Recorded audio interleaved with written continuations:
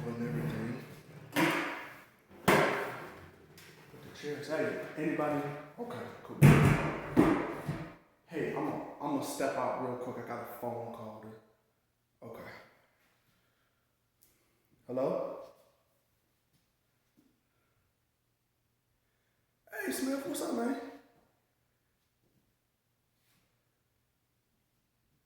Yeah.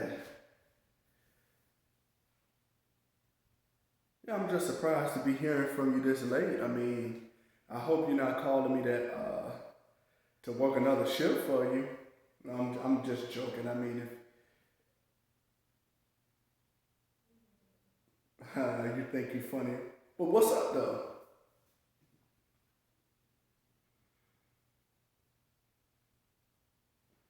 Uh-huh. You talking about the guy that I had the encounter with like a couple of weeks ago? Well, I didn't know his name was Timothy. That's a that's a what you call him?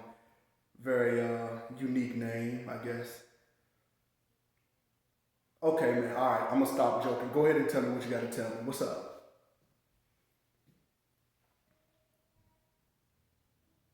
He asked you for my number?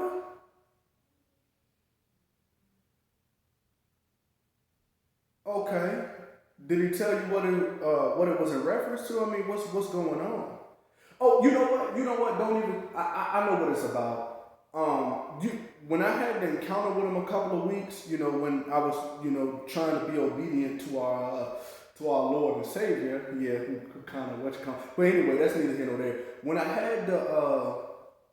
I gave him the word of encouragement, he mentioned that he would give like 250 or 350 to the ministry because he felt like it was a gimmick or whatever he said. So that's probably what he want, my contact information for. You could just, I don't even have to talk to him. You could just tell him, don't even worry about that, man. I forgot all about that. That's dead. Like I wasn't even looking for that in it. Uh huh.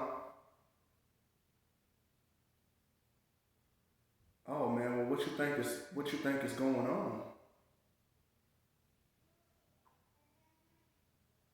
Okay. Wow, man. I'm sorry to hear that. I know he was adamant about that. I'm sorry to hear that. Well, I mean, I guess in that case, I mean, I'm at the church. We just, finished wrapping up a meeting or whatever. So I mean, I guess it is. It's cool to give him the address where I'm at. I mean, I'm right down the street from the job anyway. I mean, you know where the church at. So yeah, I guess I don't have a problem with that. I'm the one that's gotta kind of shut down everything tonight anyway. All right, man. I appreciate the call and yeah, man. I guess I'll be looking forward to his call or to him showing up. All right, man. I appreciate it. All right, have a good night. Oh man, oh that's interesting. Um, hey, is everybody done? Yeah, okay. I'm just asking because I'm gonna probably be a minute anyway. Yeah, I'll probably be a minute because I'm gonna just sometimes I just like to just sit down in the multi-purpose area and just think about some stuff. So that's probably what I'll be doing anyway, Pastor. All right, appreciate it.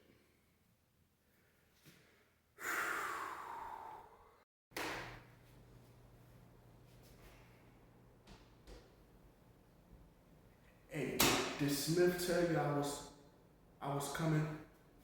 Oh, okay. I just wanted to make sure everything was good before I just popped up. Man, wow! I didn't even expect to see you again, man. Uh, what brings you down? I mean, to talk to me, everything is good. I know was getting your music career off the ground and things like that. So um, I guess hey, come on in and have a seat. I'm gonna be here for a little bit more anyway. We just finished having a meeting, man. So just you can have a seat and you can just tell me what's on your mind, man. Yeah, man, I know. And the first thing I want to do is apologize to you, man, because when we met a couple of weeks ago, I know you were doing what doing what the Lord told you to do and everything like that. Like I told you, I'm familiar with all of that. And I was wrong to have reacted the way that I did. So I just want to start by apologizing for that. I knew better, I know better, and I was on my own high horse, and I just wanted to apologize. But the apology is not all I wanted to talk to you about, man. It's like that conversation that we had, man, the words just replayed, man, in my mind, like after the deal fell through, because, I'm pretty sure that's mainstream. I'm pretty sure everybody, heard about that. And if not, I'm just telling you, you know what I'm saying? Like, the deal fell through and everything like that. And it seemed like when the deal fell through, some of my friendships, I had a good friend of mine who was friends for like 7 to 8 years, man, that fell through with the deal, so that relationship fell through with the deal, man. And it's just like that conversation kept on playing in my mind, and I was like, man, I need to go talk to him. Like, I felt compelled to not just talk to anybody, but I felt like I needed to come and talk to you, and being that you issued that word of encouragement, and just like you said it would, the conversation did come back. And it came back immediately after I got declined for the deal. So I just wanted to come and talk to you, man, about the deal and about life, period, man. And I hope I'm not infringing upon your time. I know you got a family, you probably got to get home too. You probably had a long day, but I just wanted to take the time to ride through and talk to you, if you don't mind, man. Well, man, that was I'm blown away, man, because that was real big of you to, remember something like that and come and seek me out the way that you sought me out, just to issue an apology for your reaction, which, I can totally understand. I didn't know you, you didn't know me, but I had a task to do, and I wanted to fulfill that task. In no way, form, or fashion did I think we would ever be meeting again on these terms or under these conditions, man. And so first off, I want to say, man, thank you for the apology. I really do accept it, because you really didn't have to give it to me. You didn't have to take time out of your schedule to find me or to search around for me just to issue me an apology. But I really do appreciate that. I do have some time to hear you out, man. Every now and again, we all need somebody to talk to. I'm honored that, you felt the need to come back to me. But for just to go ahead and get into this, like, I can see, and then of course by your conversation a couple of weeks ago, you said you were familiar with church, and I can tell that because you just said exactly what I did. I gave you a word of encouragement that came strictly from the Lord. It didn't come from me. Definitely not me. I didn't know you, and I didn't want to take the time to infringe upon your celebration or, your gathering with who you were there with, to celebrate the big moment. And I'm sorry that it didn't go the way that you wanted it to go. But hey, I'm all ears for the next 30 minutes or however long you feel you need to get this off your chest or get this out. But, I can always give you my number too, and we can talk. But while we're here face to face, just what happened, man? How did you be, or why should I ask, man? Why did you feel you needed to lead a church? I mean, what happened? You coming straight out with it, but yeah, just so I won't labor your time, man. Let me answer that question. Man, you right, man. I was, in the church, young man in the church, man. I'm familiar with everything that goes on in the church. You know what I'm saying? Matter of fact, man, I'm looking around at this sanctuary, man, and it reminds. Matter of fact, this whole particular area of town reminds me of where I grew up at, man. Grew up going to church. My mom and my grandma helped raise me.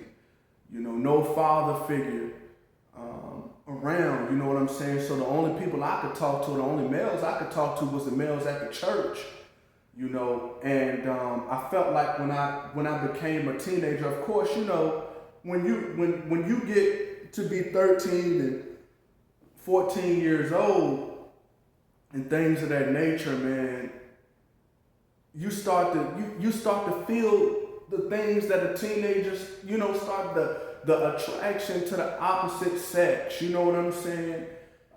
You hear the word come across the pulpit like, don't do this, don't do that. This is a sin, that's a sin. You know what I'm saying? And you start asking why. My grandmother used to tell me, my mother used to give me her version of, or not her version, but she used to tell me what the word said. And I listened and everything like that, but what I really needed was another male, man, because even though I could have those conversations with my mom and my grandmother, with certain conversations, it got to a point to, when I became 15 and 16, like, I'm not trying to be having these conversations with, even though that's my mom and that's my grandmother, it's time for me to start having certain conversations with a male.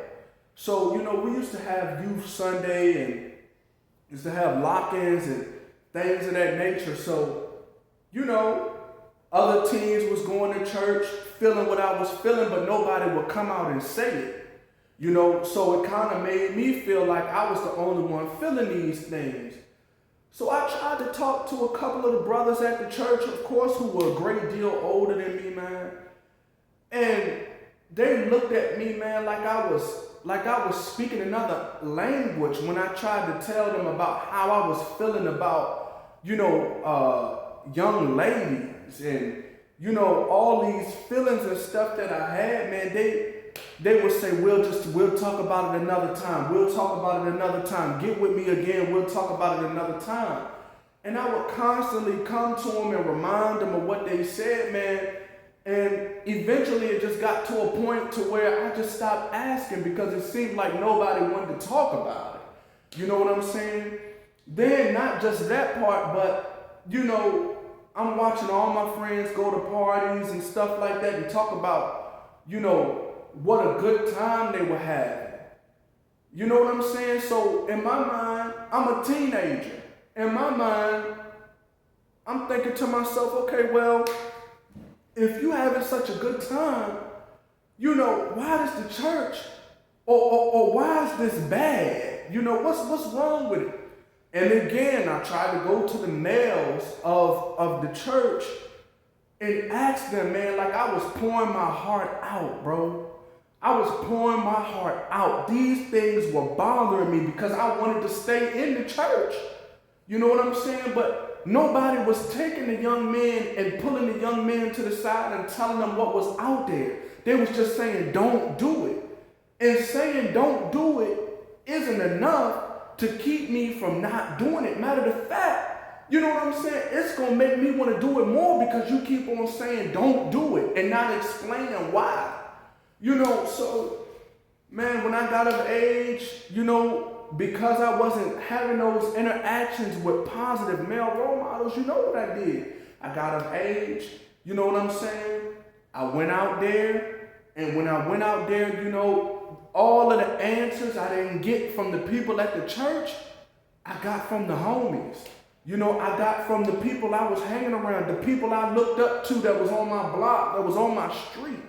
You know what I'm saying? And then in doing that, man, that's when the drinking started. That's when the smoking started. And then I realized, you know what I'm saying, I knew better. So I tried to reel myself back in, but man, one thing I can always remember my mom talking about and my grandmother and even the preacher, I could always remember them saying like how powerful sin was and what sin would feel like when it gripped you.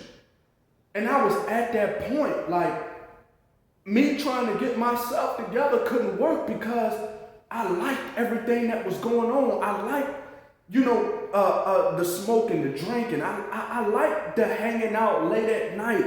You know what I'm saying? I liked doing all that stuff. So I always liked music too. I loved music too. So what I did was I was like, man, I gotta rear myself back in the right direction. Even if I don't go back to church, I gotta find something that I like to do that will keep me off, that will keep me from going deeper and exploring any deeper, man. So, music, man, that's how I started rapping. I got a group of dudes who pretty much was in the same boat I was in, who was going to the same church, but felt the same way I felt. And me and them guys, man, we started rapping, man. We had a camp together. That's why you see the white bandana. Like, I'm not in no gang or nothing like that, but we started our own little rap group. You know what I'm saying? And once that, man, started, man, it's just like I buried myself in my music, man. I didn't even, you know what I'm saying? And then burying myself in my music, I didn't think about God no more. You know what I'm saying? Because I felt like if God really loved me, or if God really wanted, you know what I'm saying? If he really wanted me, or if he really cared about me, why wasn't my daddy there for me, man? You know what I'm saying? Why wasn't my daddy there? Why my dad didn't come around?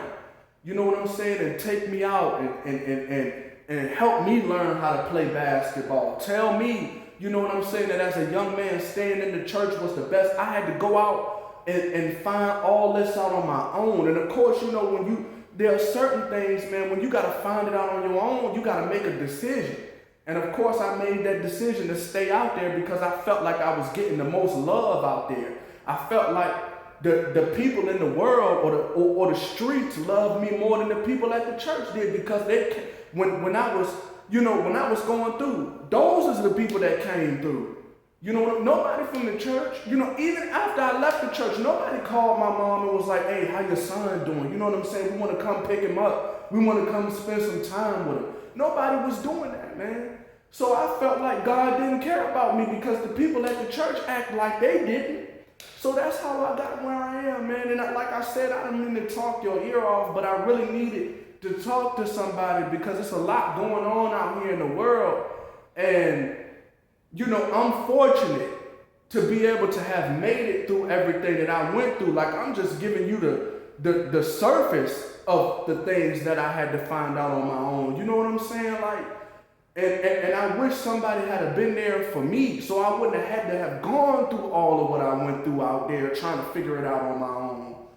You know, man? So, with that being said, man, I just needed to come and talk to somebody who understood that part. The spiritual part, the part of me that knows, you know what I'm saying, that I'm doing wrong, but feeling rejected and abandoned, feeling like nobody cares, feeling like even God don't care. Man, that deal fell through, and so did one of my best friends, dog. Best friends, our friendship stopped after the deal. I feel lonely, I feel abandoned again, man. And I needed to come and talk to somebody that understood that. And so like I said, man, I don't want to labor your time, man, but that's all it is with me, man.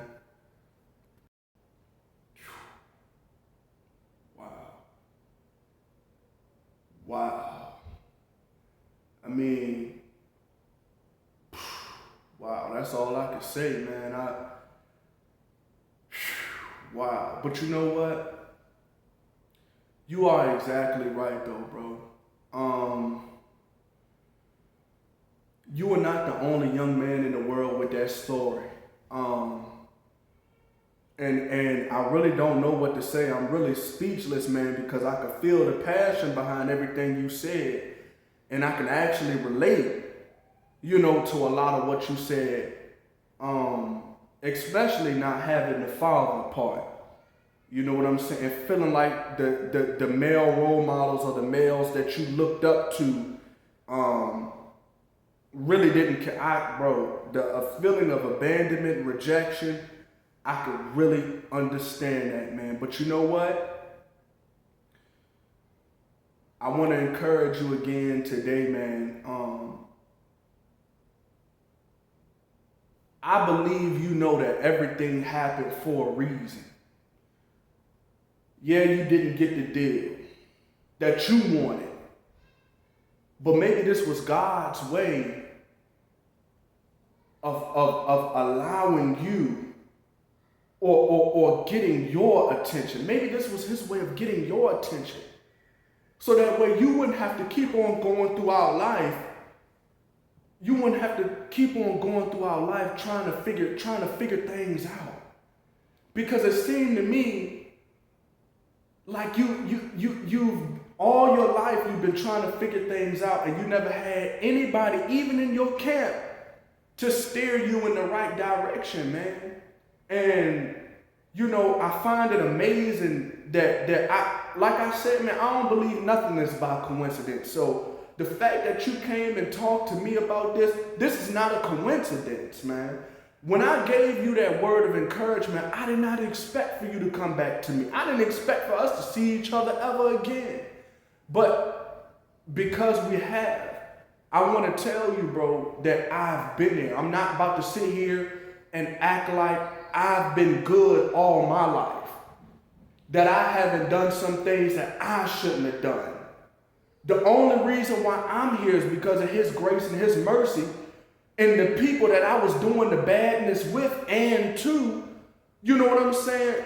It just so happened I never got caught up. That's the only reason I escaped. It was by God's grace. So what I want to tell you, man, is it's by God's grace that you got out of all that you went into. Now I know it's not going to be easy, but I want to encourage you to take my number down, man, so we can continue to talk, because the conversation that we're having now is the conversation that the church should have been having with young men like you. So that way we would have at least kept saying, I understand it's all about choices and decisions too, but I do feel like that sometimes we have aided